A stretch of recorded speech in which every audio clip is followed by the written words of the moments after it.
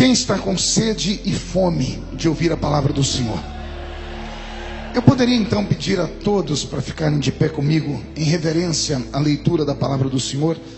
E eu quero pregar um texto muito conhecido e muito simples da Bíblia Sagrada. Abra sua Bíblia comigo no livro do profeta Isaías, no capítulo de número 43. Deus está aqui. Livro do profeta messiânico, no capítulo de número 43. Quem encontrou, diga amém. Quem não encontrou, peça socorro. Muita gente não encontrou ainda. Te dou mais alguns segundos.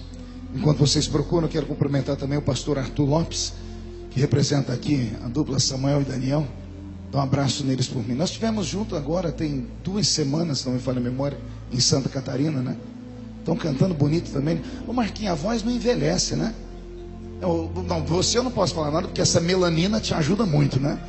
Você olha para ele, parece que tem 15 anos, né? Não se engane, né? Isso aqui é... Eu cresci ouvindo ele cantar, imagine, né?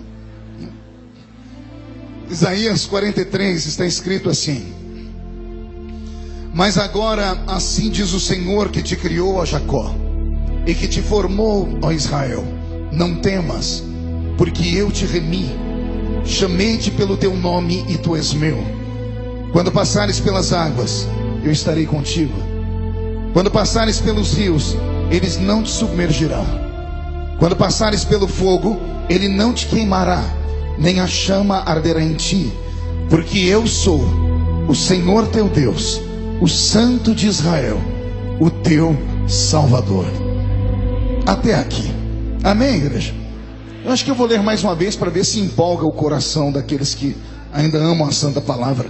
Mas agora assim diz o Senhor que te criou, ó Jacó, e que te formou, ó Israel: não temas, porque eu te remi, chamei-te pelo teu nome e tu és meu. Quando passares pelas águas, eu estarei contigo. Quando passares pelos rios, eles não te submergirão. Quando passares pelo fogo, ele não te queimará, nem a chama arderá em ti, porque eu sou o Senhor teu Deus, o Santo de Israel, o teu Salvador. E só quem serve a esse Deus, dê um grito de glória ao nome dele, por gentileza. Feche a Bíblia, coloque no banco, na cadeira, e pegue na mão da pessoa mais perfumada do seu lado. Ainda dá tempo. Se você não pegar na mão de ninguém, eu vou acreditar que a pessoa do seu lado não colocou um perfume nessa noite. Vai ser constrangedor. Você pode atravessar a faixa de Gaza que te separa do irmão que está do seu lado? Isso. Muito obrigado pelo carinho. Estamos em família. Família unida vence unida. Agora aperte a mão da pessoa com carinho até ela falar aleluia. Pentecostal que não faz barulho está com defeito de fabricação, não é? Vamos orar comigo, igreja? Pai, nós te exaltamos, nós te glorificamos, e nós entendemos que dentro de alguns minutos, e este ambiente ficará pequeno para o tamanho da glória que o Senhor vai mandar do alto dos céus para cá. Os que vieram tristes começarão a saltar de alegria. Os que vieram se arrastando não voltam se arrastando para casa. Hoje voltarão voando nas asas de um novo tempo. E antes que eu comece a ministrar a sua palavra, eu lhe faço alguns pedidos. E o primeiro é este: cerque este lugar com a sua glória, e num raio de 5 quilômetros, onde houver um demônio alojado, eu dou a esses demônios segundos para sumirem daqui de Anápolis, porque se não sumirem, serão queimados pelo poder da sua glória que aqui será derramada. Rasgue os céus sobre este lugar nesta noite. Manda anjos de fogo descerem aqui. Que esses anjos desçam trazendo brasas de fogo nas mãos. Comecem a esparramar estas brasas entre nós. E onde houver um crente cheio do Espírito Santo, pega ele nesta noite, Jesus, e mostra o caminho da verdadeira e poderosa adoração. Fala conosco, fica conosco. É o que eu te peço agora e sempre. E toda a igreja diz. Os que podem, tomem o seu assento aplaudindo a Jesus, porque Ele é bom, porque Ele é maravilhoso. Graças a Deus. Querida igreja, noiva do Cordeiro, simpatizantes da nossa fé, amigos que vieram de perto, que vieram de longe, para este lindo evento nessa noite. Eu sirvo a Jesus Cristo desde criança e prego desde os 13 anos de idade. Hoje eu tenho 44 anos, sei que estou com cara de 50 e o corpinho é de 60. E você ri porque não é você que, quando vai dormir, tem que tomar pelo menos uns 15 comprimidos para trazer a resistência e a jovialidade mais uma vez. Mas, desde a minha infância até os dias de hoje, eu não trago na minha memória nenhuma lembrança de um culto que Jesus tenha faltado a uma reunião. Meia dúzia de crentes entenderam. Eu vou tentar melhorar para ver se todos entendem. Eu quis dizer que desde criança até hoje eu não me lembro de um culto que Jesus tenha sequer chegado atrasado à reunião. Às vezes, por motivo de força maior, somos obrigados a chegar no culto depois que ele começa. Às vezes, somos obrigados a ir embora antes do culto terminar. Mas Jesus nunca fez isso. Ele sempre chega quando o primeiro crente chega. E ele só vai embora quando o último crente vai embora. Salvo, é claro, quando ele não encontra aquela meia dúzia de crentes que eu não sei se tem em Anápolis. Aquela meia dúzia de crentes maluquinhos que amam emendar o culto numa vigília. Porque se ele encontrar os vigileiros, ele fica com eles até o sol raiar. Tudo isso porque ele deixou na sua palavra uma promessa. Ele disse: esta é a minha igreja, e as portas do inferno não prevalecerão contra ela. Tem alguém aqui que pertence a esta igreja viva, verdadeira e poderosa? Que maravilha. Com o passar do tempo e a idade vai chegando, eu tenho me tornado um pouco ranzinza. Eu acho que é fruto dos cabelos brancos. Então, para que eu não seja indecoroso ou falte com a educação aqui nessa noite, eu quero fazer alguns pedidos de antemão e gostaria muito que vocês me acatassem. O primeiro pedido é que ninguém mais se locomovesse aqui dentro, que ninguém mais andasse, a não ser, é claro, que você esteja com uma diarreia daquelas que não tem Imosec que resolva, né? Que não dá tempo nem de falar em Jesus, você acaba falando Genésio. Aí, por favor, corra para o banheiro. Mas tirando isso, não há motivos para você ficar passeando aqui dentro desse lugar. Eu sei que algumas pessoas vieram, ouviram a boa música, e a música foi uma bênção. Alguns jovens já se levantaram e já se retiraram. Se você quiser fazer isso nesse momento, fique à vontade, como algumas pessoas já estão fazendo. Ninguém é obrigado a permanecer aqui dentro. Mas uma vez que você está aqui, por gentileza, não chame a atenção das pessoas que estão ao seu lado. Segundo pedido, ninguém mais distribua água aqui dentro, nem aqui em cima do púlpito. Eu sei que aqui é uma tribuna de honra, mas os irmãos trazem água para nós e a igreja fica sem água, não é justo, né? Então ninguém mais suba aqui nesse lugar. Terceiro lugar, eu vi algumas criancinhas que estavam andando, graças a Deus, os pais já colocaram no seu colo. É muito lindo ver as crianças andarem, né? Mas só a senhora que acha, mãe, só o senhor que é pai que acha, ninguém mais acha. Então coloque a criança no seu colo. E se você puder adorar a Deus comigo nessa noite, uma coisa eu te garanto: você corre o risco de sair de Anápolis e entrar comigo nas regiões celestiais. Se nós fizermos deste culto um culto racional, com educação e com propósito, algumas vidas serão transformadas nessa noite aqui.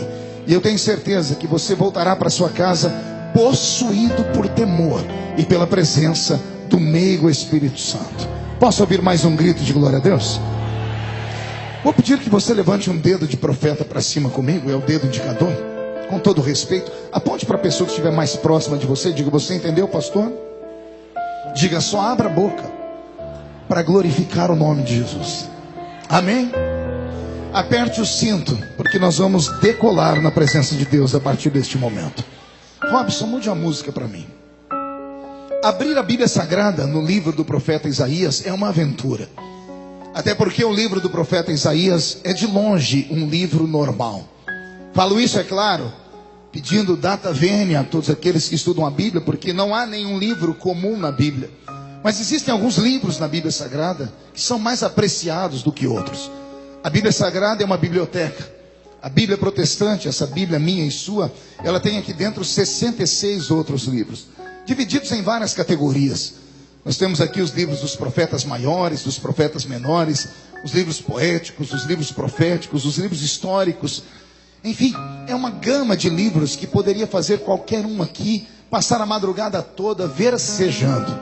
Todavia, alguns desses livros mexem com o nosso imaginário, porque tocam o nosso coração.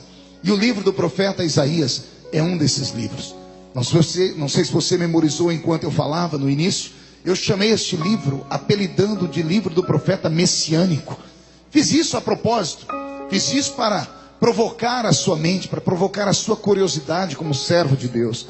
Isaías é o único profeta do Velho Testamento que parece ter enxergado Jesus em todos os momentos da sua existência. Quer seja no seu pré-nascimento, no seu nascimento, no seu crescimento, na sua vida como homem, na sua vida como flagelado, na sua vida como assassinado e até na sua vida como ressuscitado. Nenhum outro profeta teve a visão de Jesus como teve Isaías. Por isso chamamos ele de o profeta messiânico, ou profeta do Messias, do Machia de Israel. É Isaías quem contempla Jesus antes do seu nascimento, quando ele libera aquela profecia que mais parece um poema: eis que uma virgem conceberá e dará à luz a um filho, e colocarão nele o nome de Emanuel, que significa Deus conosco. É Isaías também que vai revelar para nós, no meio das suas pregações, que Jesus não seria um ser humano apenas. Ele seria um ser humano, mas dotado com a divindade dentro dele. Não é que Isaías está dizendo que Jesus seria um semideus, meio homem, meio Deus. Não, ele não era um ser híbrido. Isaías estava revelando para nós nas suas pregações que Jesus seria 100% homem e seria 100% Deus. Em que ponto, pastor? Quando ele diz assim: eis que o menino nos nasceu, mas um filho se nos deu. Ele está dizendo, o menino nasceu porque homem nasce, só é homem porque nasce. E ele está dizendo, Jesus vai ser homem porque o menino vai nascer da barriga de Maria. Mas quando ele vai falar de Deus, ele muda, ele não chama de menino, ele chama de filho. E ele diz, o filho não nasceu, o filho foi dado. O menino nasceu de Maria, mas o filho foi dado do alto dos céus, que desceu entre nós e se fez carne. E quem sistematizou para nós o maior de todos os milagres da Bíblia Sagrada, após a ressurreição de Cristo, é claro, para mim o maior de todos os milagres é a encarnação do Verbo. É Paulo quem conta para nós em forma teológica, dizendo que ele mesmo, sendo Deus, não tem por usurpação ser igual a Deus, antes aniquila sua forma divina e desce entre nós e se faz carne. Os homens morrem de ciúmes da Bíblia, e os cientistas têm ciúmes do próprio Deus. Eles já conseguiram fazer bebês de proveta, conseguiram até clonar a ovelhinha Dolly, você deve se lembrar disso. Conseguiram há pouco tempo atrás a façanha de fazer nascer ou brotar uma orelha no dorso de um camundongo. Eles conseguem até fazer seres híbridos nessa terra. Conseguem fazer frutos sem semente. Dia desse eu estava mascando uma uva e eu falei, onde está a semente? Alguém disse, esta uva não é normal, é uma uva fabricada em laboratório. O homem brinca de Deus, mas ele esbarra, porque ele já conseguiu fazer quase tudo, menos uma virgem ser mãe de um filho.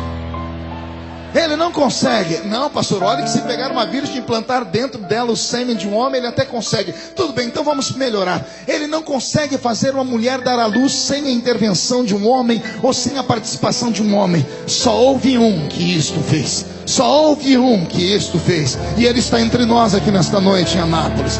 Ele é tão grande que os pés dele já estão passeando dentro deste ginásio, mas a face dele está diante dos serafins no céu, que estão cantando e profetizando: Santo, Santo, Santo é o Senhor dos exércitos. E Anápolis vai começar a ficar cheio da sua glória dentro de alguns minutos. Se tem alguém que concorda comigo, dê um grito de glória a Deus para eu não ficar sozinho aqui. É este profeta messiânico que 700 anos antes de Jesus nascer, perceba isso, anote isso, 7 séculos, 700 anos antes de Jesus nascer, recebeu de Deus um presente.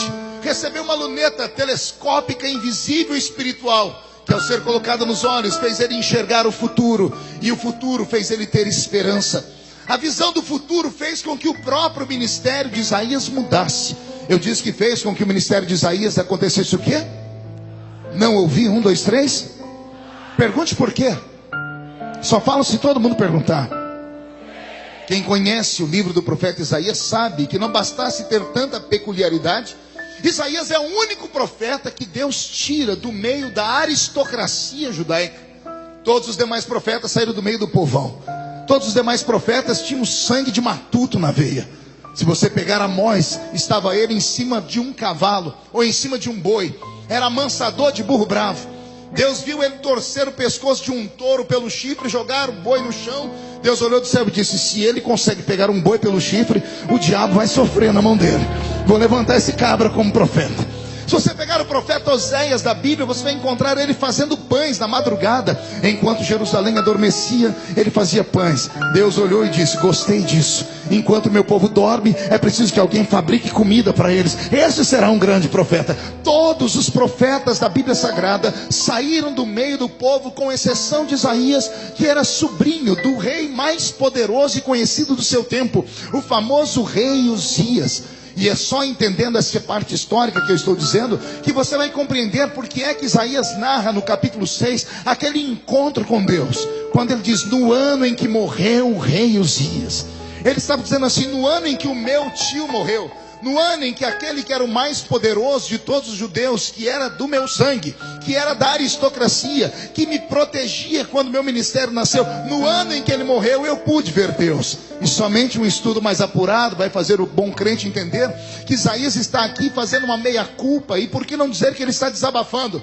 Porque quem conhece o livro do profeta Isaías vai se lembrar que do primeiro capítulo até o capítulo 6, ele pega o dedo de profeta e de maneira quase que arrogante, ele aponta o dedo no nariz de todo mundo, dizendo: ai de ti, ai dos que bebem, ai dos que idolatram, ai dos que fazem o bem ter nome de mal, ai daqueles que adoram imagens, ai daqueles que pecam. O primeiro capítulo, segundo, terceiro, quarto e quinto do livro de Isaías é uma série de profecias violentas, profecias que tocam na dignidade do ser humano, e não há nenhum meia-culpa, não há nenhum apontamento de cura. Isaías enfia o dedo na ferida das pessoas e mostra para elas que elas não prestam, que elas não valem nada. Mas de maneira miraculosa, do capítulo 6 para frente, Isaías muda a pregação dele. Ele parou de apontar o dedo para todo mundo e começou agora a apontar o dedo para ele mesmo. Porque ele começou a dizer assim: agora ai de mim, porque vou perecendo. Por que foi que ele apontou o dedo para ele? Porque Isaías teve um ministério, como eu disse, o único que nasceu no meio dos ricos. E por ter nascido no meio dos ricos e ter um tio tão poderoso, ele não tinha que prestar conta com ninguém, ele não tinha que ter medo de ninguém.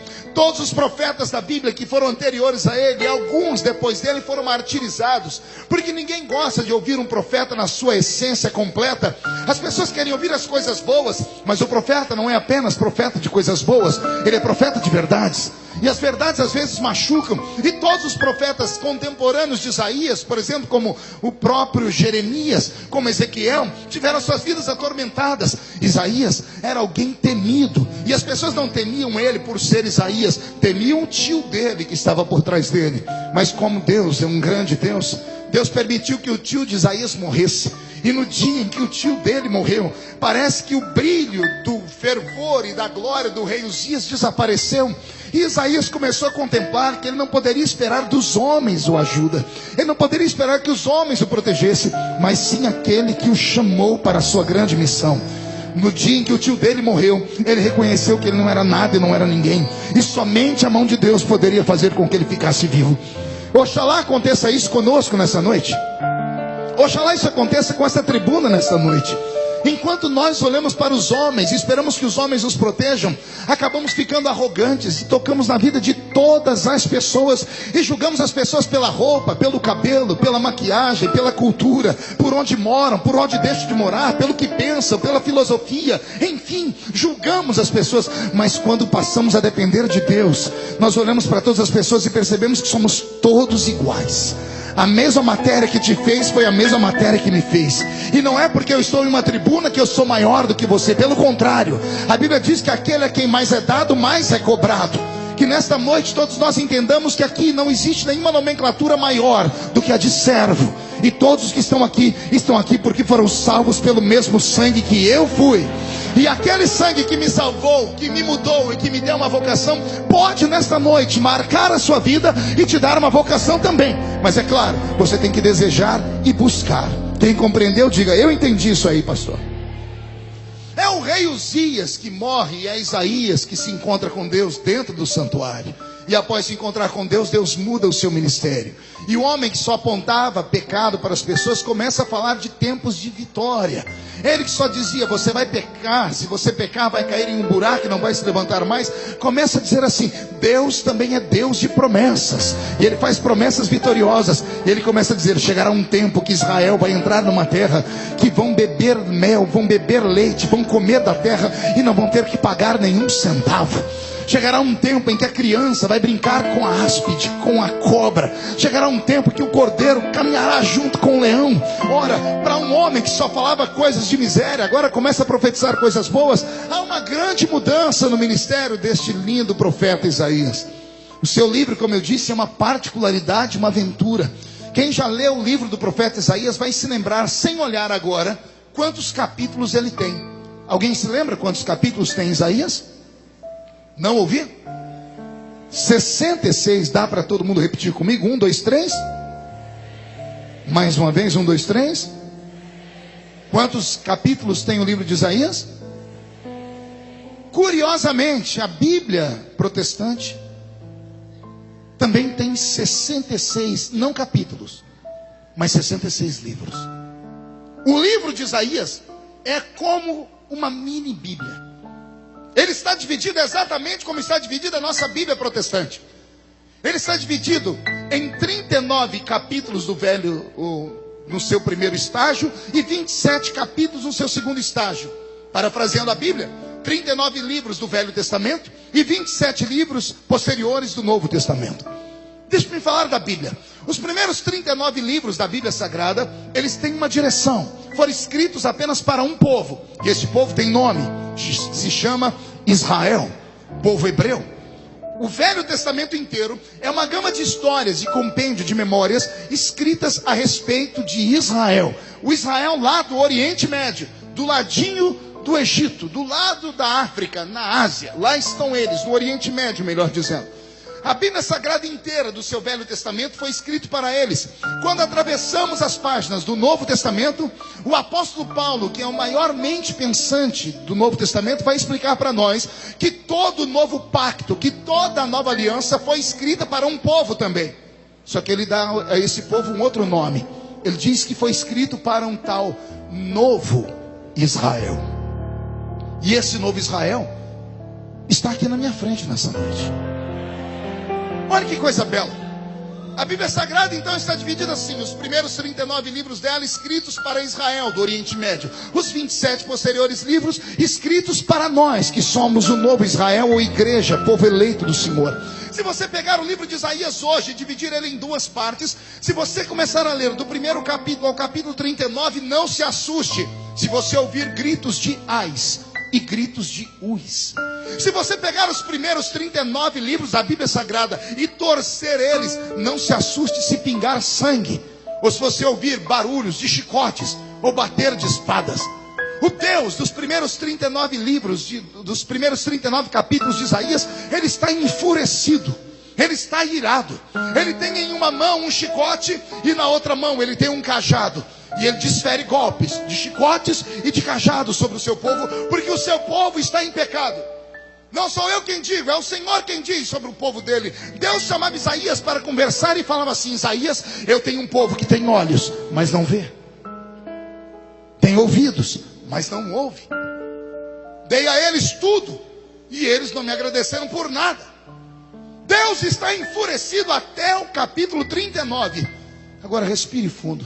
Como que num passe de mágica, do capítulo 40 para frente, Deus fica light, Deus fica amoroso, Deus fica apaixonado. E Ele começa a falar coisas que somente espirituais entendem. Como por exemplo, é do capítulo 40 para frente que Deus vai fazer uma das suas maiores palavras em forma de pregação. Uma das maiores revelações é onde Ele diz assim: operando eu, quem me impedirá?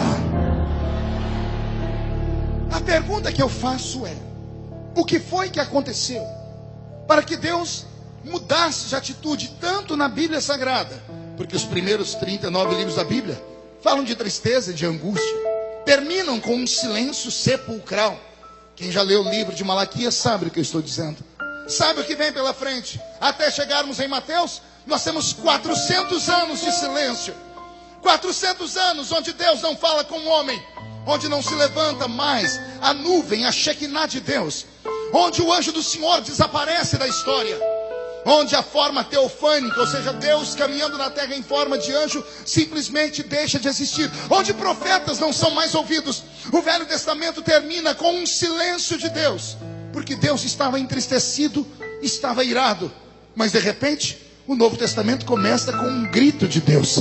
O grito de Deus está na boca de um homem que sai do meio da península do Sinai, magro, cabelo desgrenhado, barba comprida.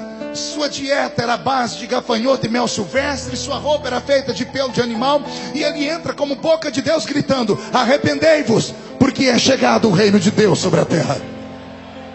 Então Deus começa a abrir a sua voz. Então, como eu estava dizendo para vocês, Isaías não é só um livro. Isaías é uma mini Bíblia. Estude Isaías quando você tiver um tempo. Se deleite nos livros, nas histórias que Isaías escreve. E se puder, se emocione com o capítulo 53, quando ele fala sobre a Páscoa, quando ele fala sobre o Cristo que foi morto, mas que ressuscitou e está à direita de Deus Pai olhando para nós aqui nesta noite. Posso ouvir mais um grito de glória a Deus? Então eu tenho aqui uma notícia boa para vocês. Deus poderia ter me inspirado nesta noite a pregar em qualquer um dos primeiros 39 capítulos do livro de Isaías, e eu não teria medo algum de pregar, até porque sou assembleiano e prego há muito tempo. E se tem uma coisa que eu tenho, é a vontade de falar a verdade a qualquer momento, doa quem doer, custe o que custar. E já passei do tempo de ter que dar explicações sobre o que eu prego ou não prego. A minha barba está ficando branca, mas a bondade de Deus com Anápolis é tão grande que o Senhor falou no meu ouvido: filho, não, deixe os primeiros 39 livros para outro dia, os primeiros 39 capítulos para outro dia. Eu quero que você pregue na segunda parte. Eu quero que você comece pelo capítulo 40 e vá até o 43, porque no capítulo 43 eu tenho um presente para o povo que vai te ouvir.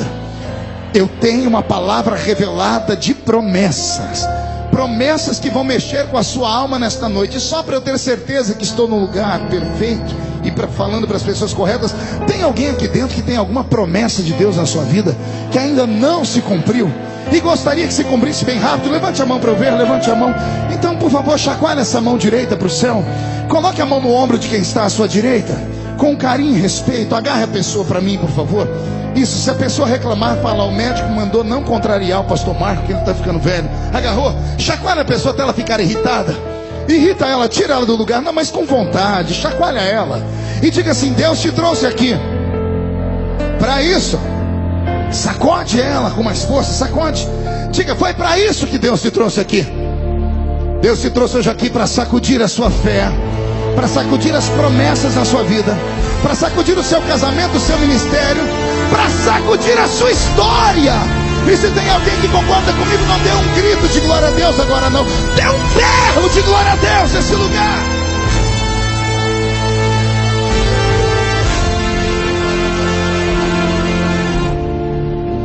Antes de falar aqui, permita-me dar um pequeno ensinamento. Quando alguém prega como eu prego há muito tempo, como alguns pastores aqui estão e sabem, pregar não é difícil. Tem gente que fala assim: nossa, como prega? Pregar é muito difícil. Não, pregar é a coisa mais fácil do mundo. Basta você ter a retórica e um pouquinho de conhecimento. Eu estava um dia desses numa reunião política.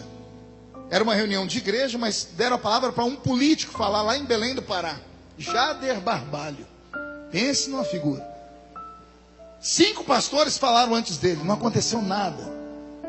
Aí o Jader Barbalho pegou o microfone e disse: eu estava vindo no meu avião, vendo todo o sofrimento que eu e minha família estamos passando, e Deus falou comigo. Deus falou com o Jader Barbalho. E ele falou comigo: a sua história, meu filho, é igualzinha a história da mulher pega no ato de adultério. Quem não tem pecado que atire a primeira pedra. E danou a pregar. Caiu um fogo no meio da igreja. Estou falando, você caiu um fogo. Que quando ele terminou de falar, o pastor presidente, muito obrigado, o pastor presidente estava dirigindo a reunião, ficou tão sem graça que pegou o microfone, esperou o povo quietar e disse: Jader, na minha igreja, se você quiser, tem um carguinho de presbítero lá. Então, pregar não é difícil, mexer com o povo não é difícil. Tem muitos palestrantes motivacionais que fazem isso melhor do que a gente. Basta dar uma olhadinha para o Silvio Santos, para o Faustão, para o Raul Gil. São homens de plenária. Pregar não é difícil. Difícil é colocar o povo em atitude de adorar. Isso é difícil. Tem uma palavra que eu tenho ensinado pelo mundo inteiro. Isso aqui hoje não parece, mas é uma igreja. Pelo menos ouvi um amém por aí. Vou repetir. Isso aqui não tem aparência, mas é uma igreja nessa noite. O ambiente foi consagrado, os pastores vieram, nós cantamos, louvamos. Isso aqui se tornou uma igreja. E entrar na igreja, em qualquer uma que seja, não é difícil. Qualquer um entra. Todos que estão aqui entraram dentro da igreja. E para entrar na igreja, como eu disse, é tão fácil que até cachorro entra. Basta ver a porta da igreja aberta. Agora, quer ver? Difícil é entrar no culto. Aí é difícil. Entrar no culto não é fácil. Entrar no culto é um malabarismo espiritual. É você começar a perceber que o que Paulo pregou é verdade e nós quase não alcançamos. Paulo disse assim: vocês começam o culto na terra, mas quando o culto decola, vocês saem da terra e entram nas regiões celestiais. Paulo diz: quando vocês se agrupam, uns têm cânticos, outros têm salmos e outros têm testemunhos. E aí vocês entram nas regiões celestiais. Para alguns crentes aqui nesta noite, estamos em Anápolis ainda. Mas ainda bem que tem uma meia dúzia que sabe que, como eu, não estamos mais em Anápolis. Nós já saímos da terra e estamos nas regiões celestiais. E se estamos nas regiões celestiais, eu tenho que te dar uma revelação: só existe culto congregacional na terra. Só existe culto de multidão na terra. Diante de Deus não há culto congregacional. Há culto pessoal. Na terra, no culto congregacional, eu estou aqui vendo centenas de pessoas sentadas em poltronas e arquibancadas. Mas onde Deus está neste exato momento, só existe 2 assentos. Um é o dele e o outro é o seu. Não, você não entendeu, eu vou desenhar. Nas regiões celestiais, Deus não está vendo essa multidão. Ele está sentado em um trono e na frente dele está sentado você. E ele está te olhando. Ele está te olhando. E eu sei que o engraçadinho vai falar assim: ele está me olhando porque ele não faz nada, pastor. Porque isso aqui é culto. E se é culto, quem tem que dar culto é você, não é ele. Nós prestamos culto e ele recebe o culto. Se você ficar me olhando o culto inteiro com essa cara fechada, parecendo que foi batizado num pote de vinagre, você não vai sair de Anápolis nunca. Se ficar mais 10 minutos nesse culto com essa boca travada, segura aí, essa boca de aço, essa língua de ferro, esse queixo de concreto, você vai sair daqui com raiva, porque eu vou começar a te provocar. Ficar num culto como esse, com esse olho seco, parecendo olho de sapo que morreu no dia de enchente, não te leva a nada. Mas se você abrir a sua boca, erguer a sua mão para o céu, abrir a sua alma e começar a dizer: fala comigo, Deus.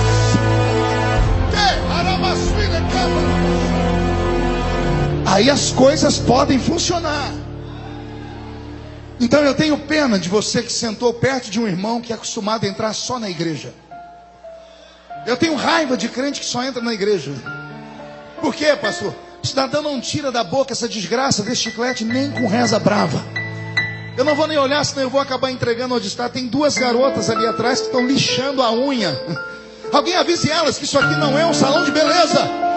Tem casaizinhos aqui dentro, um passando a mão na costa do outro, o rapaz indo no ouvido da garota, sabe Deus falando o quê? Se você quer ir para o motel, vá agora. Mas não fique aqui, porque aqui não é lugar disso. Aqui é lugar de buscarmos Deus. Eu vim aqui para ser o profeta sobre a sua vida. Se alguém quer receber uma profecia, me ajude a abrir o céu. Me ajude a abrir o céu.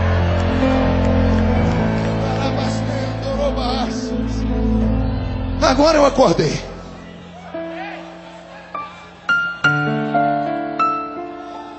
No capítulo 43 do livro de Isaías, há uma revelação linda, mas só pode entender quem é espiritual. Porque Deus está tão feliz com o seu povo, porque parece que depois de ter corrigido eles por 39 capítulos, houve uma mudança. E como Deus é onipresente, Ele enxergou o futuro, o povo se arrependendo. Então Deus, que viu o povo se arrependendo, queria dar a eles um presente. Só que Deus é tão apaixonado pelo seu povo que Ele respeita todo o povo.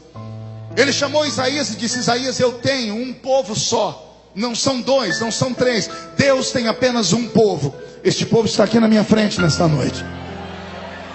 Todavia, Deus tem no meio do seu povo dois grupos.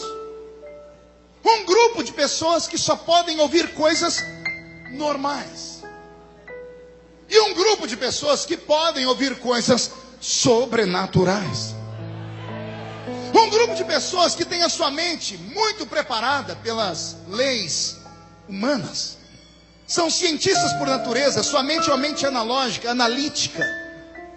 Tendo uma mente analítica, essas pessoas só conseguem acreditar naquilo que pode ser reproduzido dentro de um laboratório, através da química, da física e da matemática. São pessoas que somente estão confortáveis quando o culto é meramente um culto racional. E o que é um culto racional? É aquele culto que tudo que você vê, você concorda, porque faz sentido. Mas uma igreja pentecostal, no meio de um povo carismático, tem um grupo de pessoas que não são normais, nem aqui nem na China. São pessoas que pisam na terra como você pisa. O pé dele está no chão, mas a cabeça dele está no céu. São pessoas que entram na igreja e mesmo sabendo que Deus pode falar com eles apenas no âmbito da terra, o desejo deles é que o céu se rasgue e Deus desça para dar a eles coisas sobre-humanas. Deus, sabendo disso, Ele olha para o povo e diz: Isaías, você vai fazer para o meu povo uma promessa. Eu tenho um povo só, mas a promessa vai se dividir. Cada grupo vai receber uma. O primeiro grupo vai receber uma promessa simples, uma promessa comum, uma promessa natural, uma promessa que eles não vão ter que forçar a mente deles para tentar compreender, não vão ter que discernir, não vão ter que buscar a revelação da promessa. Mas tem um outro povo no meio do meu povo, que esses aí, eu vou falar com eles coisas sobre-humanas. E eles mesmos, não compreendendo aqui, vão acreditar aqui. Aí Deus solta a palavra dele: avisa o meu povo, Isaías, que uma parte deles recebe essa promessa: se passar pelas águas, elas não te afogam. Esta é uma promessa simples. Agora a outra não tem nada de simplicidade nela, pastor Brito. Porque a outra é: se passares pelo fogo, a chama não queimará em ti. São promessas antagônicas. São promessas que precisam de uma interpretação, porque Deus está falando aqui em fábulas, em metáforas. O Senhor está dizendo: meu povo é especial, só que a metade deles só pode ouvir coisas naturais e simples, como por exemplo, eu faço para eles essa promessa: se passar pelas águas, as águas não podem afogá-los. Por que passar pelas águas é uma promessa simples? Pergunte para mim, por quê, pastor? Todo ser humano em vida passará pela experiência do afogamento ou do pré-afogamento. Quer ver? Quem aqui já quase se afogou na vida? Levante a mão para eu ver.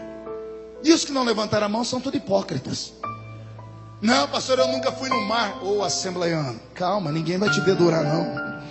Não, eu não vou em piscina, não coloco biquíni. Eu não estou falando disso, não é só indo nas águas que a gente se afoga. Eu já quase me afoguei bebendo um copo d'água. A água entra por onde não devia. E ainda bem que a gente tem o nariz, porque a água pega e sai pelo nariz quando a gente engasga. Isso é um afogamento. Todo ser humano passará pelo afogamento ou pelo pré-afogamento nesta vida. Amém agora?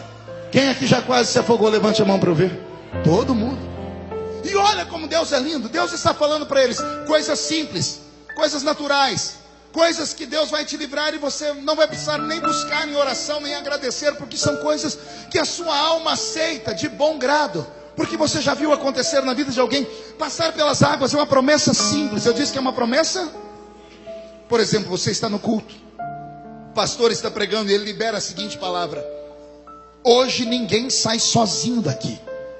Quando você sair pela porta da igreja, o anjo do Senhor acampará ao seu redor e te livrará de todo o mal. A pergunta que eu faço é: por que você gritou glória a Deus? Antes de eu falar a sentença, já tinha gente dando glória a Deus. Por quê? Já explico cientificamente. Todo ser humano tem aqui atrás da sua cabeça, no alto do seu cocoruto, um aparelhinho natural chamado, eu chamo de HD do ser humano, chama-se cerebelo. O cerebelo é onde estão armazenados todos os seus conhecimentos e as suas lembranças.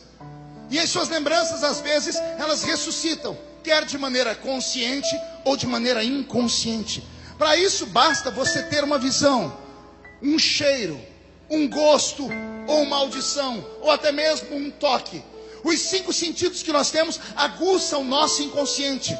Quando você me ouviu falar que o anjo do Senhor acampa ao seu redor, você deu um grito de glória a Deus, porque o seu inconsciente foi ativado, e ele mandou um recado para o seu cérebro. Pode concordar, porque isso aí acontece mesmo. E por que ele concordou? Porque você cresceu em uma igreja, ouviu 1 milhão de testemunhos de libertação, 1 milhão de testemunhos de pessoas que falaram assim: olha, eu quase morri, eu quase sofri um acidente, eu quase isso. O que as pessoas lá fora chamam de quase, nós chamamos de milagre, porque o anjo do Senhor acampa ao nosso redor e nos livra do mal. É um tipo de promessa que quando o pastor fala na pregação, ninguém questiona, ninguém anota e vai estudar depois, ninguém sai dizendo será, porque é uma promessa simples. Outro exemplo, você está no culto, o pastor está pregando, ele olha para você e diz assim: crê no Senhor Jesus e será salvo tu e a tua casa, nesse ano ainda. Você viu que as pessoas erguem a mão e dão gritos? É automático. Por quê? O seu inconsciente foi ativado. E ele disse assim: pode concordar com isso, porque já aconteceu na vida do fulano de tal, na vida da fulano de tal, e vai acontecer na sua também. Porque é uma promessa que todos nós recebemos e nós não questionamos, porque é uma promessa simples, é uma promessa natural. Mas aí Deus muda a promessa. De passar pelas águas, ele grita: se passar pelo fogo, a chama não queimará você. Percebeu que ninguém deu glória a Deus agora? Quando eu falei da água, todo mundo falei do fogo, cri, cri, cri, cri. Por quê? Porque o seu inconsciente, ao ser ativado, não encontrou memórias. Até porque é muito difícil entender o que está escrito aqui, porque na história universal só há um conto de 3 homens que entraram em uma fornalha, o fogo queimou sobre eles e eles saíram sem um fio de cabelo queimado. Isso aqui não é uma promessa normal, por isso nós não absorvemos ela. É muito parecida com isso aqui. Você está no culto, o pastor está pregando e de repente ele diz assim: alguém aqui nessa noite, analfabeto, que mora no meio do nada, perto de lugar nenhum, vai receber uma unção. E essa pessoa vai receber uma graça tão grande que ela, dentro de 30 dias, sairá do Brasil em um avião e vai até a Casa Branca nos Estados Unidos e vai profetizar em inglês para Donald Trump, dizendo para ele: o meu povo precisa de liberdade. Ó, de novo, cri, cri, cri. Por que ninguém disse glória a Deus? Eu estou profetizando. Por que ninguém disse? Porque não faz sentido. Porque não é uma coisa normal. Porque é uma coisa louca. É uma coisa absurda. É você estar no culto e o pastor pregando e diz assim: ó, Deus está me dizendo que um irmão aqui vai receber uma herança dentro de 48 horas. E essa herança vai ser tão grande que ele vai pagar a dívida externa da América Latina inteira. Então, pelo menos um acordou ali. Pode ver que todo mundo riu de você. Por quê? Porque são promessas absurdas e loucas. São promessas que não podem ser compreendidas com a mente. São promessas que só podem ser absorvidas com a alma. Aos normais, peço perdão. Vim pregar para os loucos nessa noite. Vim falar só com homens e mulheres que têm promessas loucas na vida. e que por algum motivo no meio desses últimos anos você desacreditou nelas, porque a sua mente racional diz: é impossível, não vai acontecer, não vai acontecer. O Senhor me trouxe hoje aqui só para te dar a seguinte palavra: não sou homem para mentir, não sou filho do homem para me arrepender daquilo que falo. Se eu falei, comece a se preparar, porque eu vou criar a situação para que a promessa seja cumprida na sua vida. Alguém compreendeu? Diga glória a Deus. Robson, mude a música.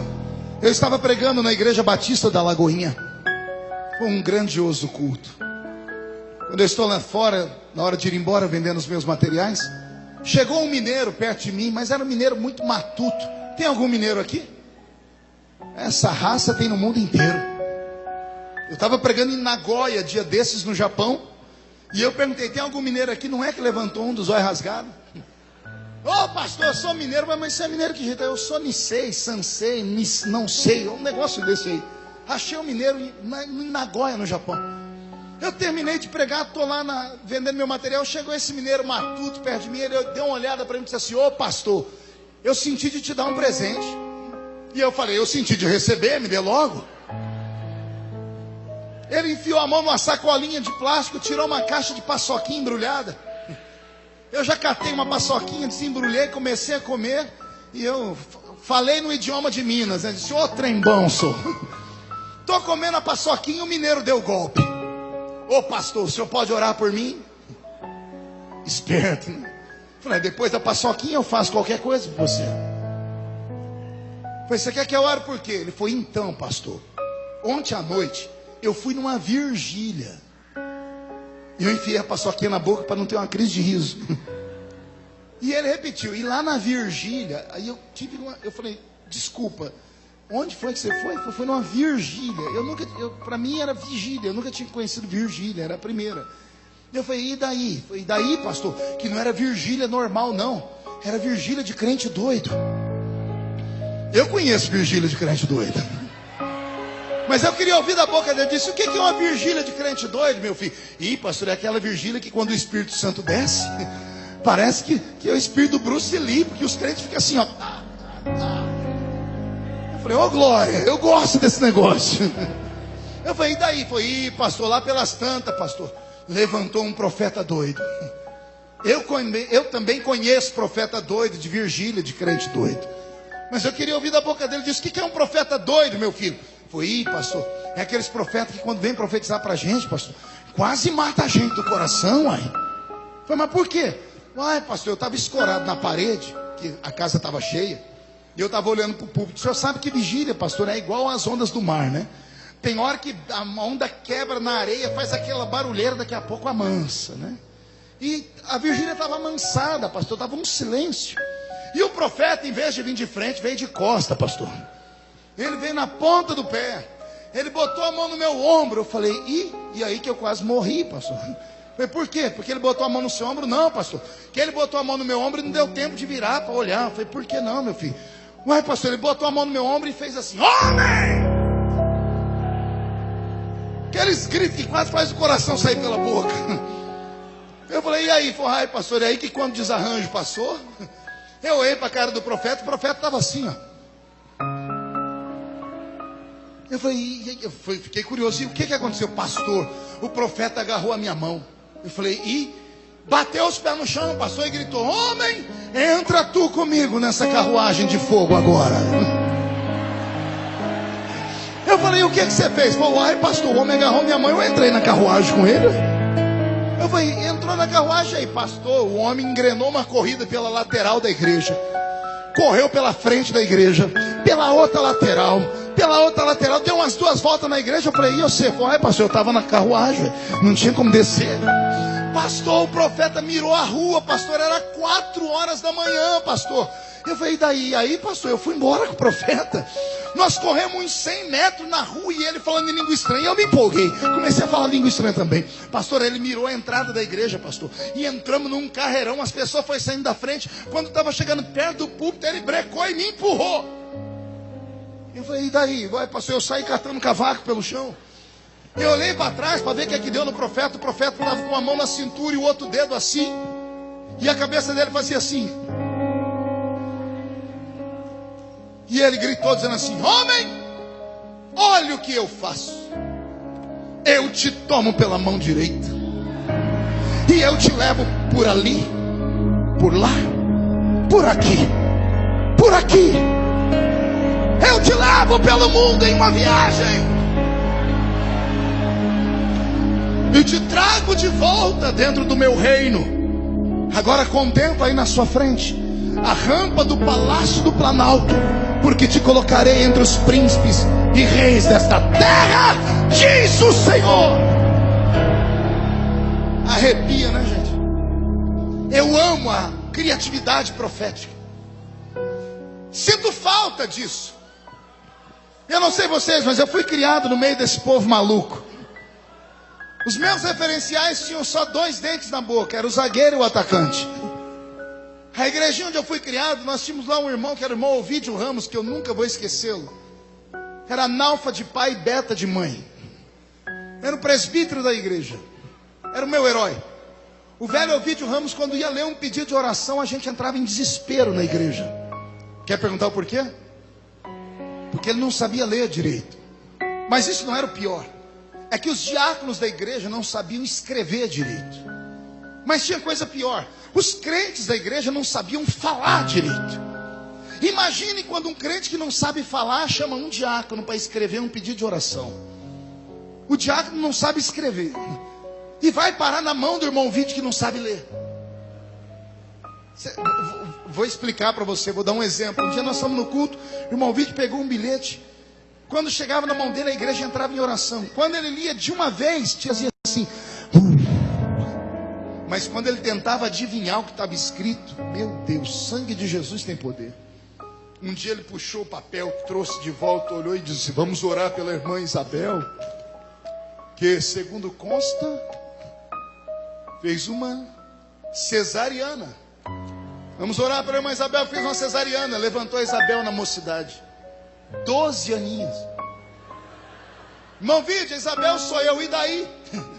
E daí que eu não fiz cesariana? Não, eu estou aniversariando, uai. Eita época abençoada. Posso fazer um tributo ao velho Ovidio aqui? Ele faleceu tem alguns anos, no alto dos seus 90 anos. Quando ele queria pregar para nós, estava muito cansado.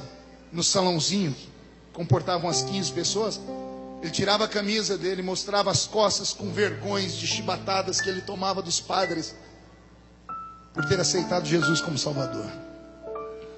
Irmão Vídeo não sabia ler direito, não sabia escrever direito. E ir para o culto com ele era uma aventura. Eu era moleque, sabe que moleque em igreja não vale muita coisa. Eu ia para o salãozinho só para ver o culto dele. Não é que o culto era uma benção, é que o culto era legal. Ele ia ler a Bíblia e dizia: vamos ler aqui no livro de Êxodo. Quando ele estava inspirado, ele soltava: vamos ler aqui no livro de Genésio. Um dia ele arrumou uma confusão e disse: abra a Bíblia no livro da profeta Joana. Não tem Joana na Bíblia. Levantou uma irmã e disse: Ovidio, não tem Joana na Bíblia. Não, ele disse: vai ler a Bíblia, mulher. Joana é aquela que o peixe engoliu, uai. É Jonas. O dia que Jesus me chamou foi num culto dele. Ele chegou no culto, ele estava esbaforido. Ele era um negro de quase 2 metros de altura. A mão dele parecia uma raquete de tênis. A barriga assembleiana, curva da prosperidade. O óculos perneta no rosto. Ele falou: Deus falou comigo essa tarde que vai usar alguém aqui. E ele mandou eu ler um texto da Bíblia. Está escrito no livro do profeta Albuquerque. Não tem Albuquerque na Bíblia.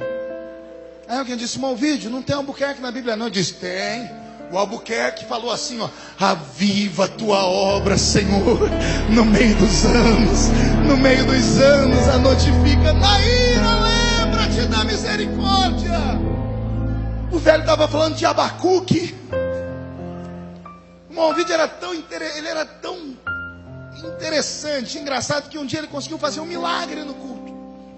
Ele conseguia pegar uma letra de uma música e botar numa melodia de outra música e fazer dar certo. Lembra dos hinos da harpa? Um dia ele foi cantar esse hino aqui, ó: já refúgio a glória eterna De Jesus, o Rei dos Reis, em breve os reinos desse mundo. Linda música, não é? Olha o que ele conseguiu fazer. Já refúgio a glória eterna de Jesus, o Rei dos Reis. Em breve os reinos desse mundo seguirão as suas leis, e os sinais da sua vida já se mostram cada vez. Ele cantou Asa Branca e caiu um fogo. E eu atrás de uma pia de cozinha, que era um salãozinho, eu me matando de rir. Levantou a profetisa da igreja, irmã Maria de Paula. Eu disse: você está rindo o quê, menino? Eu falei: irmão Vídeo está cantando uma música diferente, né? Você não vê que Deus acabou de dar para ele um cântico espiritual? Ele fazia suas estripulias, mas todas as vezes que ele terminava de falar ou cantar, ele agarrava aquela Bíblia velha dele, tirava aquele óculos perneta da cara, ele levantava aquela mão gigante, e os olhos marejados em lágrimas eram acompanhados da seguinte sentença: não sei pregar bonito nem cantar bonito, mas sei falar 4 coisas que ninguém nunca vai tirar de mim. Primeiro é que o meu Jesus salva. Segundo é que ele cura, batiza com o Espírito Santo e vai voltar na terra para me arrebatar. Bendito seja Deus! Louvado seja Deus!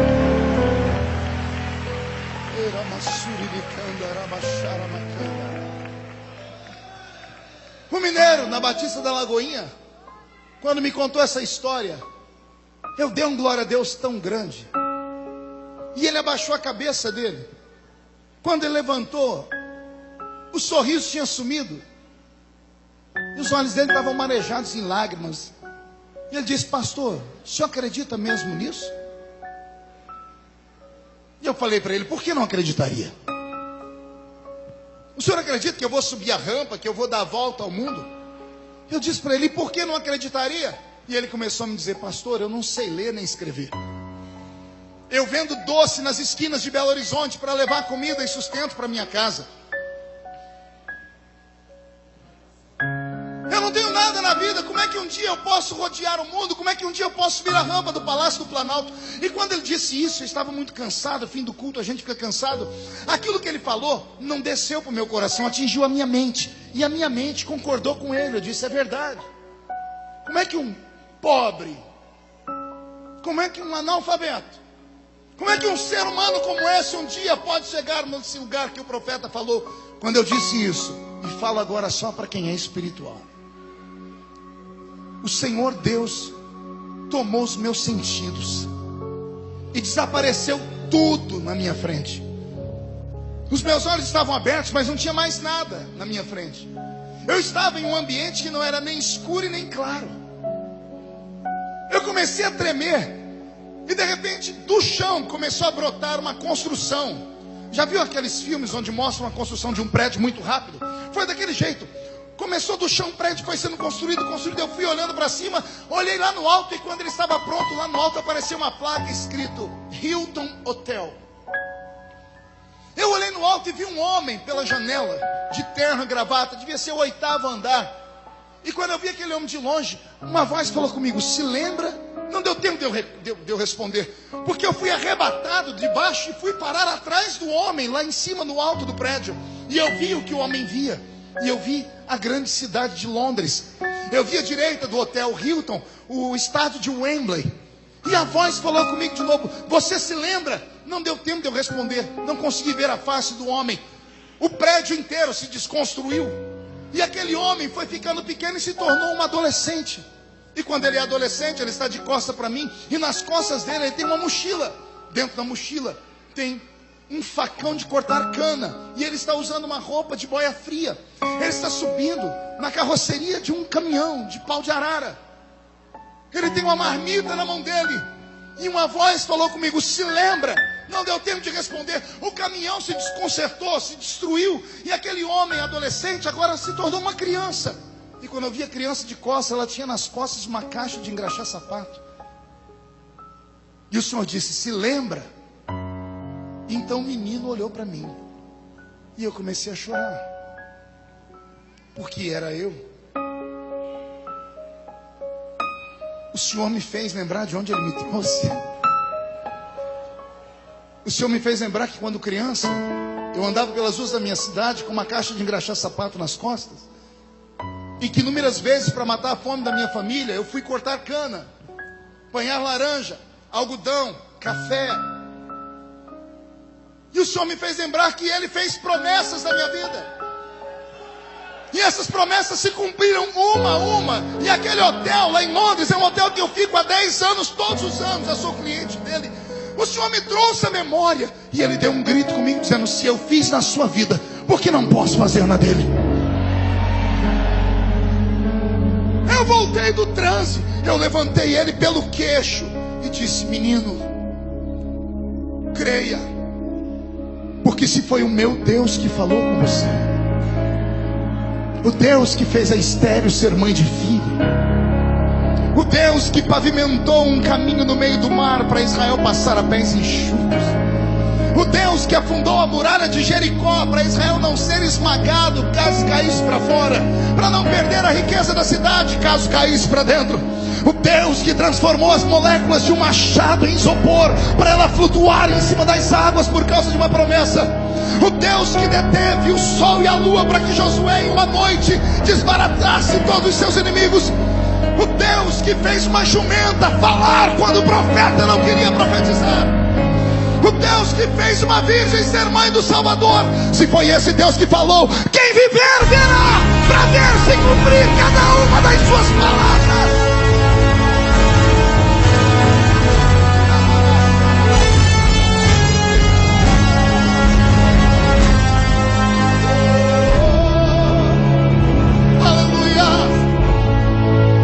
O Senhor Deus me trouxe de longe para nesta noite falar com você que cada uma das palavras e promessas que Ele fez na sua vida estão anotadas em um livro, e Ele nunca usou uma borracha para apagar essas palavras.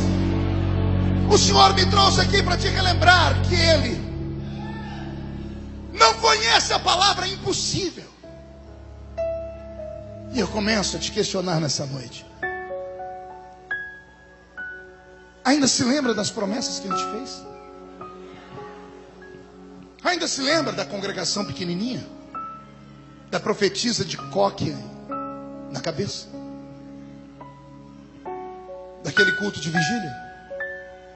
Daquela tarde ou manhã de consagração?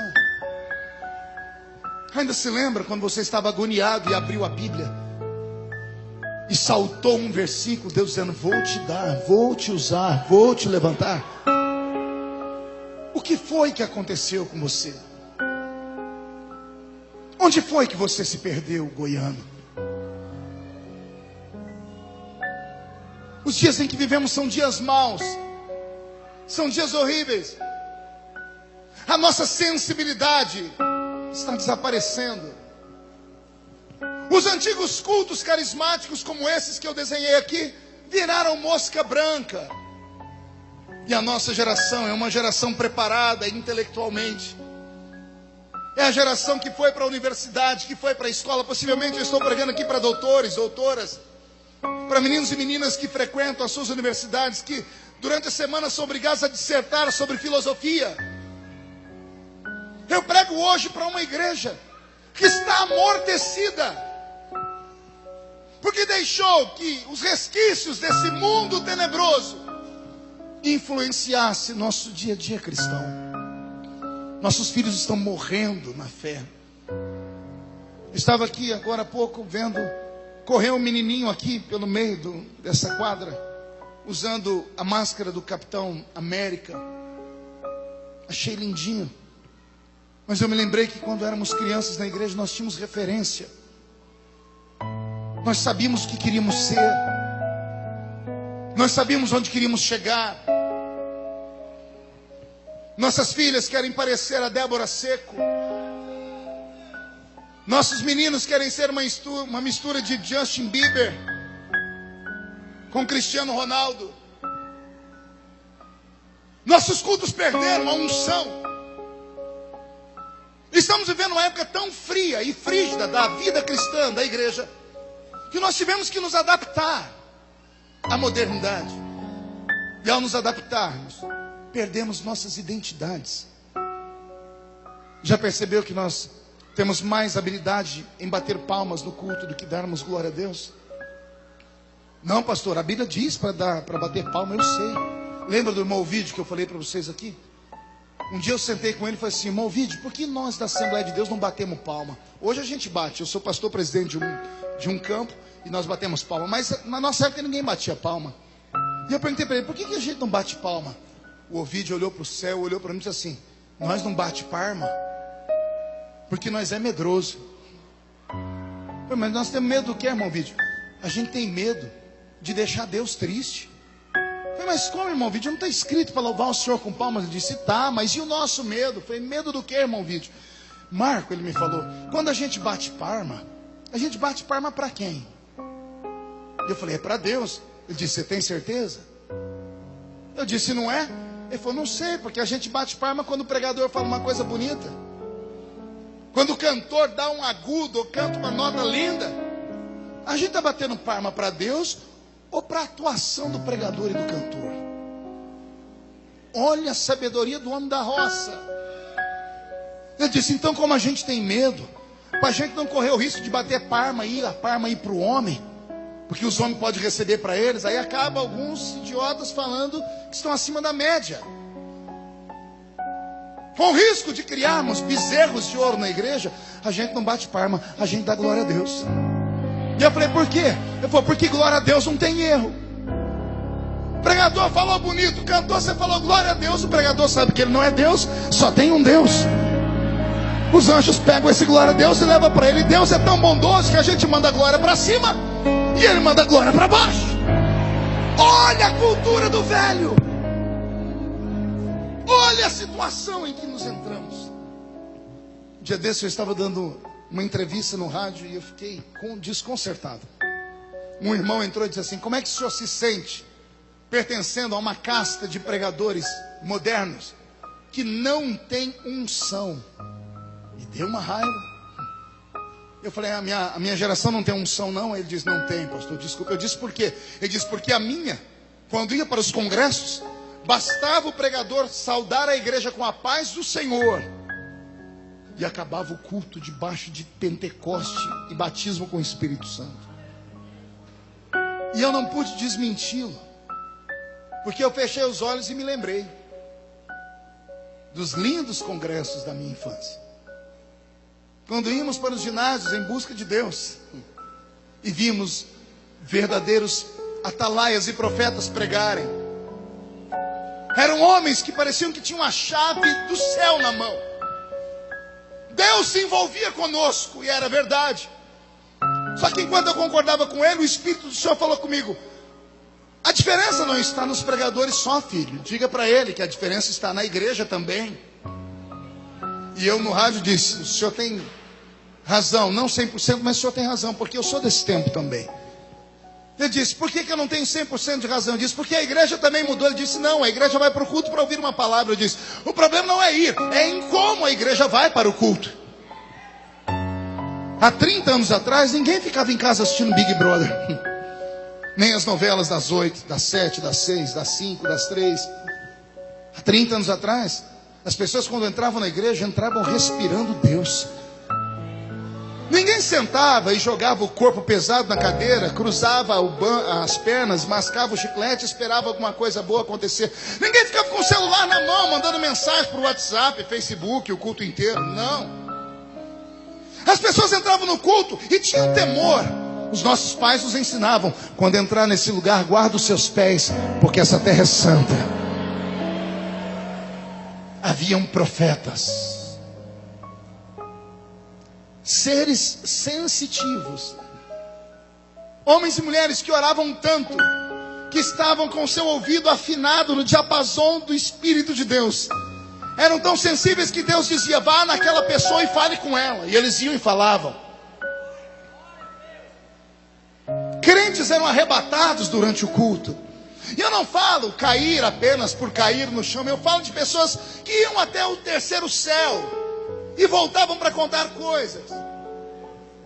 Eu não sei vocês, mas eu ando saudosista, porque a minha geração viu e sentiu coisas que essa geração talvez nunca vá ver e nunca vá sentir, a não ser que as promessas que Deus te fez se cumpram. Você pode não acreditar no que eu estou dizendo, mas há homens e mulheres aqui dentro com quem Deus já falou cara a cara, com quem Deus disse: tem um plano, um mistério e um ministério na sua vida. Vou te levantar para a sua geração. E o que aconteceu? O que aconteceu foi que no meio da caminhada você se perdeu. Você não soube vencer as lutas, você não conseguiu atravessar as provas, porque o problema das promessas é que toda promessa passa pelo teste do tempo.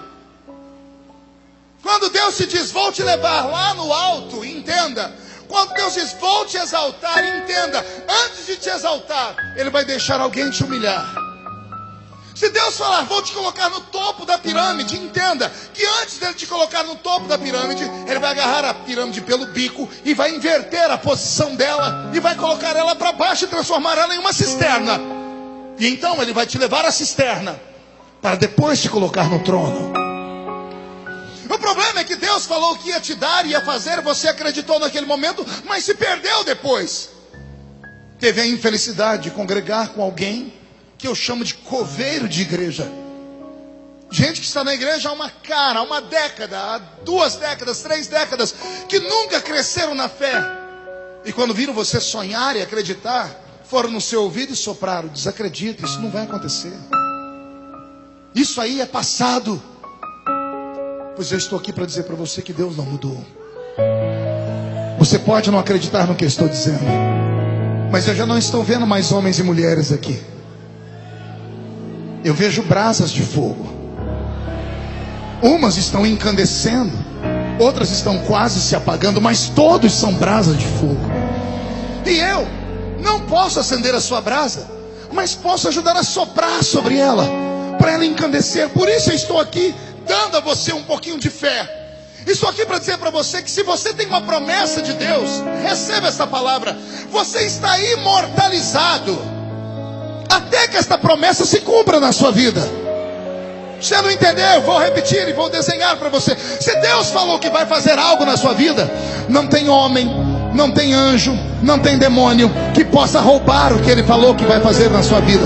Se Deus prometeu que vai te dar, vai te levar, vai cumprir, vai fazer, não tem homem na terra, não tem anjo no céu, demônio no inferno, não tem Zé Pilintra, Zé Pilantra, Chucaveira, Tranca-Rua, Preto Velho, não tem obra de feitiçaria, não tem macho, não tem fêmea, não tem governo, não tem cidade, não tem lei, não tem juiz, não tem ninguém que impeça a Deus de fazer o que Ele disse que iria fazer na sua vida. Não tem. As pessoas me vêm pregar há 30 anos e falam para mim: como é que o senhor aguenta? Você sabe a vida que Deus me deu? Além de ser pastor, eu sou político. E de vez em quando as lutas vêm para cima de mim, as lutas vêm com força. E com tudo que acontece comigo vai para o mundo inteiro, porque eu me tornei uma pessoa conhecida no mundo todo. E o diabo tem gana, tem sede. E todas as vezes que vem uma luta, já tenho amigos que me chamam de Highlander. Ó, que treva. Uns pastores, você é o nosso Highlander. Eu nem sabia o que era isso, tive que procurar. Parece que é um tal de imortal. Mas eles não estavam errados, porque quem tem promessa de Deus é imortal. Pergunte por quê? Porque Deus não mente. Pergunte por quê? Porque Jesus disse: passa o céu, passa a terra, mas as minhas palavras não passam jamais. Se há uma promessa de Deus sobre a sua vida, exploda nessa noite. Se há uma promessa de Deus na sua vida, agarre o diabo pelo chifre, esfregue a cara dele no chão, chuta ele para o inferno, porque ninguém pode destruir aquele que tem uma chamada e uma promessa de Deus na sua vida. Dia desse eu estou passando lá pelo plenário, tinha uns 30 deputados, todo mundo tremendo, morrendo de medo. Foi antes da lista, agora já estão quase sepultados. Foi antes da lista do Faquin. Eles me viram passar, me chamaram: ô pastor, o senhor pode vir aqui? Cheguei neles, me colocaram na rodinha e disseram: pastor, o senhor pode fazer uma reza brava para nós? Eu disse: vou fazer uma reza brava agora. Dá as mãos todo mundo aí. E fiz uma oração daquelas de fogo. Terminei de orar, eles estão lá limpando os olhos, uns dizendo, nossa, estou tudo arrepiado. O que é isso, pastor? Arrepia tudo a gente. Aí um olhou para mim e falou, ô pastor, o seu santo é muito forte, né? Eu disse, você nem sabe como. Aí um falou assim para mim, pastor, ensina nós a ter o corpo fechado. Linguagem de ímpio é triste, né? Só ensina nós a ter o corpo fechado. Eu disse, ensino, vai na minha igreja. Mas por que lá? Porque lá Deus vai levantar um profeta e vai profetizar alguma coisa para vocês, vai fazer uma promessa. Porque aí quando Deus fizer uma promessa, o seu corpo fica fechado como o meu. Falei, como assim, pastor? Disse, sabe por que eu não caio? Porque Deus ainda não cumpriu tudo que Ele prometeu para mim.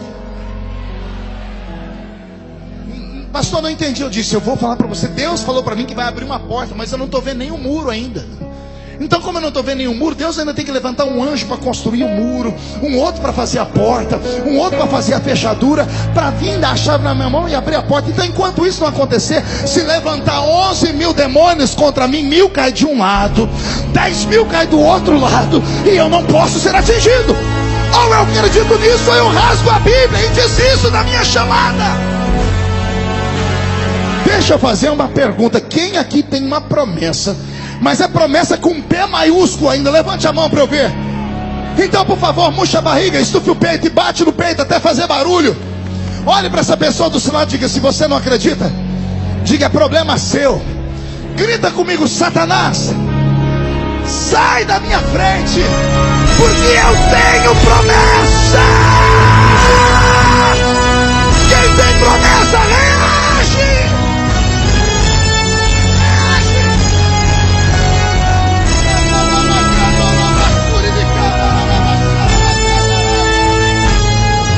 Meu Deus, eu estou com o meu corpo todo arrepiado.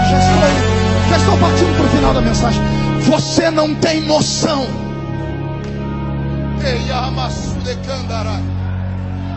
Você não tem noção do que o seu Deus é capaz de fazer para cumprir o que Ele te prometeu. Vou repetir. Você não tem ideia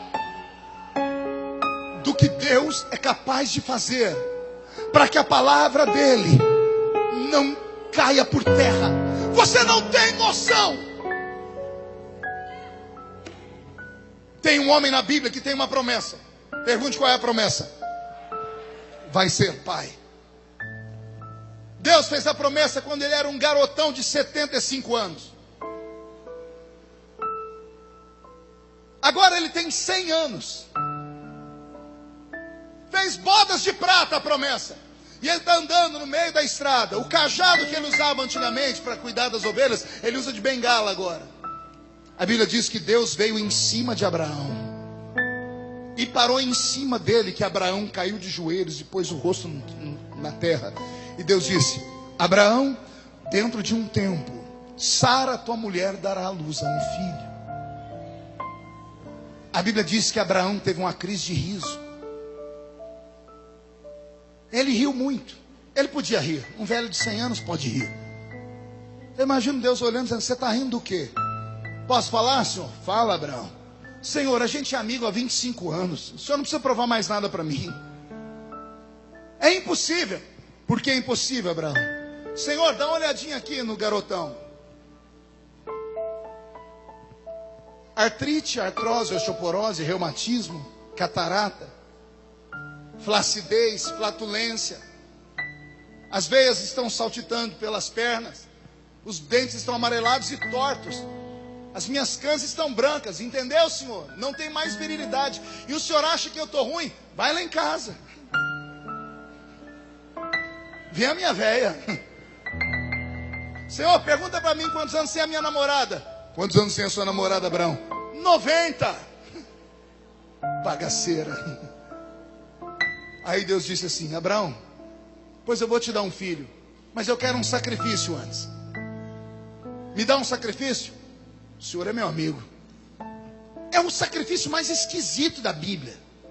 Porque Abraão está tão velho que ele não dá conta de pegar um animal inteiro e colocar no altar. A Bíblia diz que ele despedaçou o animal. Olha o velho de 100 anos indo para cá, pegando um pedacinho do animal, vindo para cá. colocando aqui. A Bíblia diz que ele demorou tanto nesse sacrifício que as aves de rapina, os urubus, começaram a voar em cima do altar.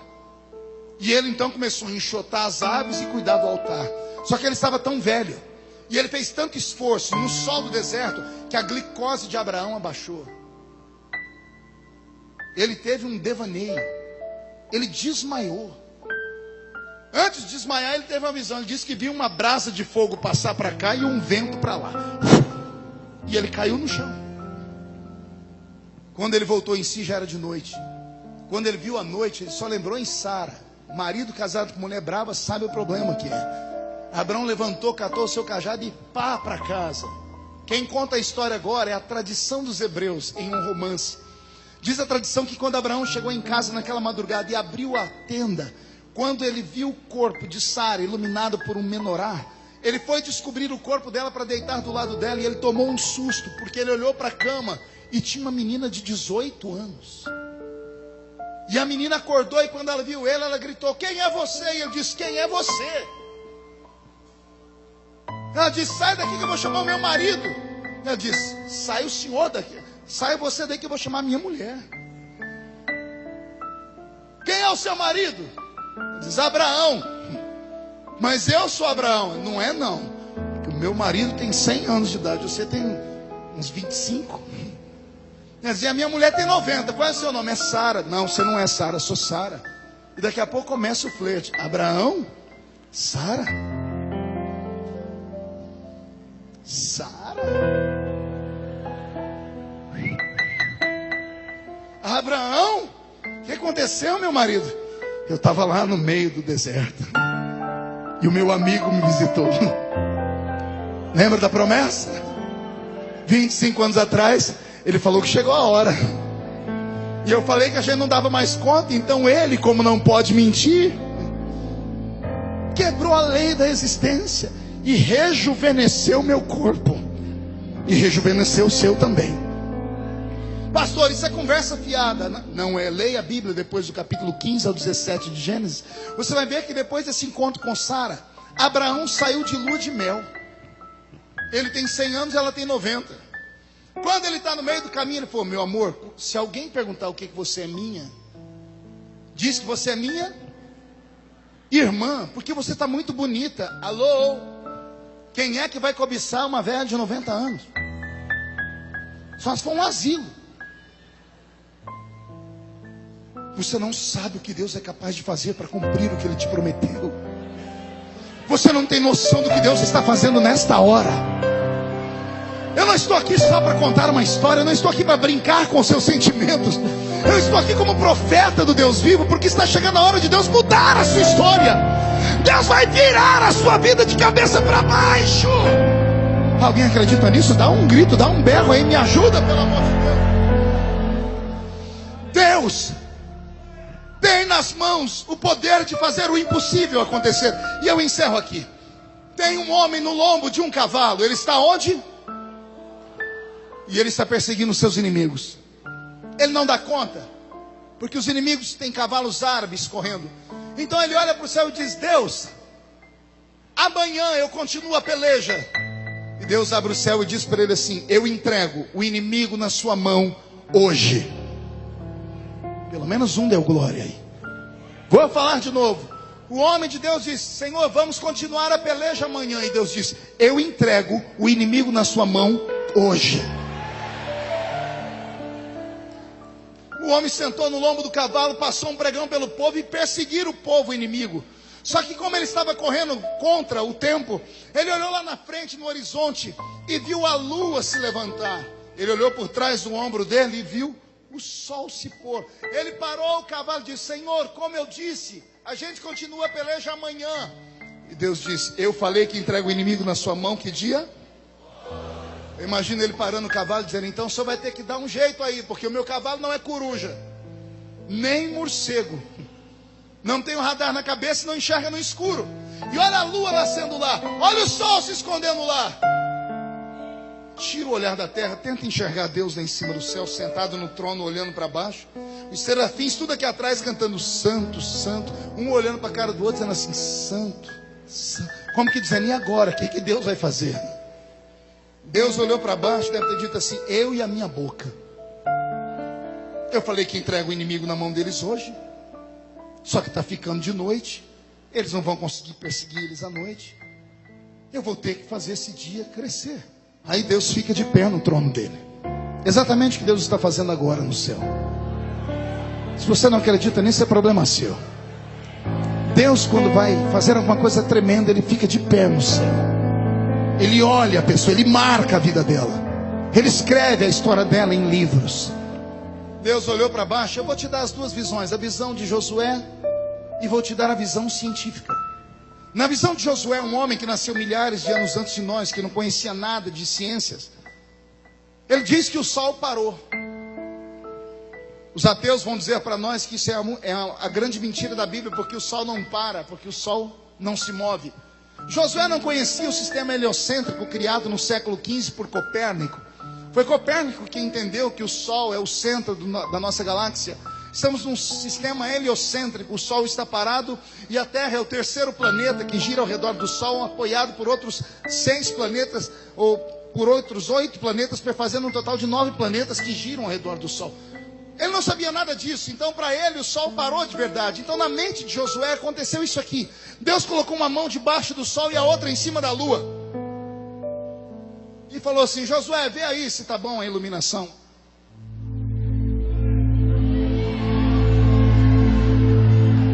Tá bom aí? Mais um pouquinho de luz, senhor. Pois não, Josué?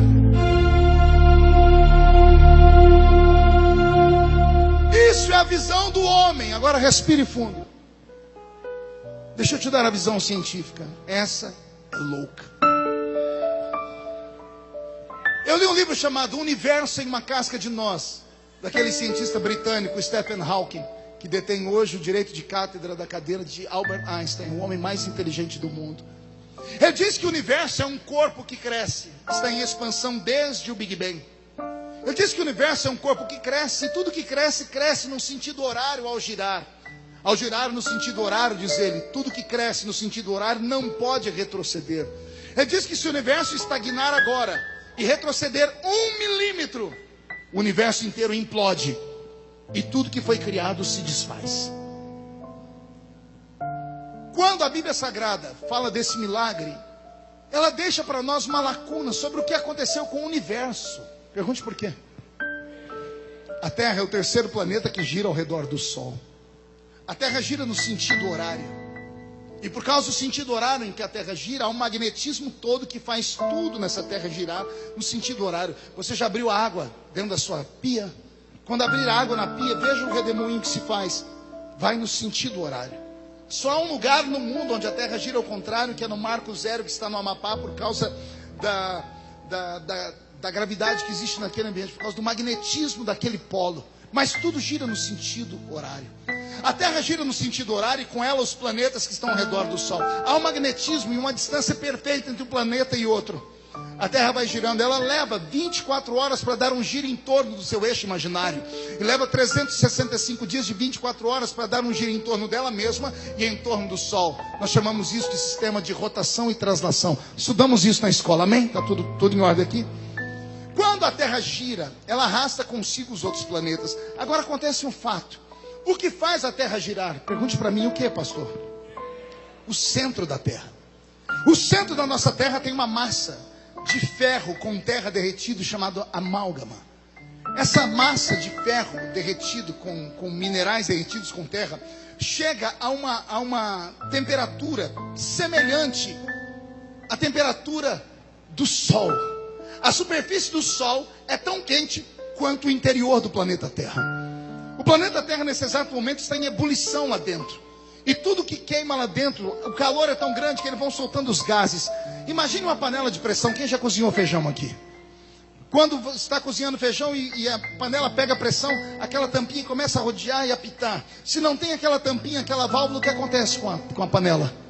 explode. A terra não explode porque existem sulcos dentro dela. Os gases vão saindo e vão entrando pelas paredes de rocha, pelas terras, e esses gases que saem formam os lençóis freáticos que existem no subsolo, a água que existe no subsolo da terra. É esta água que vai dar vida à raiz das plantas, e são as plantas que durante o dia vão liberar para os seres humanos o oxigênio e à noite o gás carbônico, perfazendo o sistema de fotossíntese que nós também conhecemos. Ou seja, o universo todo está alicerçado. Tudo é uma engrenagem. Se quebrar uma engrenagem, o universo inteiro se desfaz. Até aqui tudo bem? A parte mais forte: a Terra gira numa velocidade incrível.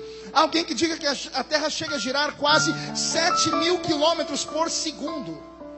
Nós não percebemos esse giro porque somos extremamente pequenos pelo tamanho da Terra. E é exatamente esse giro que nos atrai à Terra, que nós chamamos de gravidade. Tudo que você joga para cima cai no chão. É atraído à Terra por causa desse giro gigantesco. Amém até aqui? Então, pessoal, a Terra está girando, ela no nosso relógio 24 horas para dar um giro em torno dela mesma, e 365 dias de 24 horas para dar um giro ao redor do Sol. Ela arrasta tudo com ela, está tudo no sentido horário, tudo no sentido de expansão. Aí vem Deus e diz a um homem: eu entrego o inimigo na sua mão hoje. Deus colocou uma mão no eixo imaginário da terra por baixo. Deus colocou uma mão pelo eixo imaginário por cima. Imagine um peão girando numa velocidade incrível. Deus travou o peão. Ele parou a terra. Ao parar a terra, Deus desestabilizou o universo inteiro. Deus estabilizou Netuno, Plutão, Urano, a Lua, o Sol. Deus estabilizou a Terra. O problema não foi só parar. Pergunte qual foi o problema. É que ele parou a Terra e girou ela ao contrário, para voltar a ser dia. E agora vem a parte mais difícil de crer. Pergunte qual. Não se sabe quanto tempo a Terra ficou parada. Uma batalha não se vence em horas, são dias. Não se sabe exatamente quanto tempo a Terra ficou assim. Eu queria saber o que aconteceu com as plantas que entraram em convulsão porque não sabiam se liberar oxigênio ou gás carbônico. O sistema de fotossíntese, os rios, a lua que se aproximou da Terra, se afastou. O que aconteceu com os mares? Deus arriscou o universo inteiro, porque Ele fez uma promessa para um homem no lombo de um cavalo: eu entrego o inimigo na sua mão hoje. Se tem alguém que tem uma promessa como essa, pelo amor de Deus, reage. Porque você não tem noção do que Deus é capaz de fazer para que essa promessa se cumpra. E só quem crê nisso, diga: eu creio, pastor. Fique de pé comigo. Só quem tem uma promessa. Incline a sua cabeça. Eu vou fazer uma chamada de altar nessa noite. É uma só. Eu queria perto de mim só homens e mulheres que têm uma promessa violenta. Uma promessa que você mesmo disse: sou incapaz de acreditar. Alguém para quem Deus disse: vou dar, vou fazer, vou levantar, vou criar. E você tem passado dias de dificuldade nesse mundo, porque não consegue mais acreditar. Geralmente pessoas que têm uma promessa são testadas no limite. São homens e mulheres que acabam tombando, caindo, se machucando, se arrebentando. Pessoas que têm promessas são pessoas incompreendidas pela igreja. Acabam sendo excluídas, excomungadas, expulsas dos seus ministérios, porque a sua visão é diferente. São reformadores da fé. Se tem alguém aqui dentro que tem uma chamada, que tem uma promessa, eu te espero aqui na frente desse altar. Porque Deus te trouxe hoje aqui para mudar a sua história de verdade. Isso. Incline a sua cabeça. As pessoas dizem que não vai dar nada. O meu Deus diz que só fez uma promessa para você porque você é uma raridade. Você não é comum. Você é diferente. E a sua diferença vai mudar a sua história. Chegue mais perto, chegue mais perto. Pegue na mão de quem está do seu lado, por gentileza. Eu venho buscar uma igreja que já pisou no Santo dos Santos. E quem já pisou no Santo dos Santos, em outro lugar não pode ficar, meu Pai. Ah, meu Deus. Quem já pisou no Santo dos Santos, em outro lugar não pode.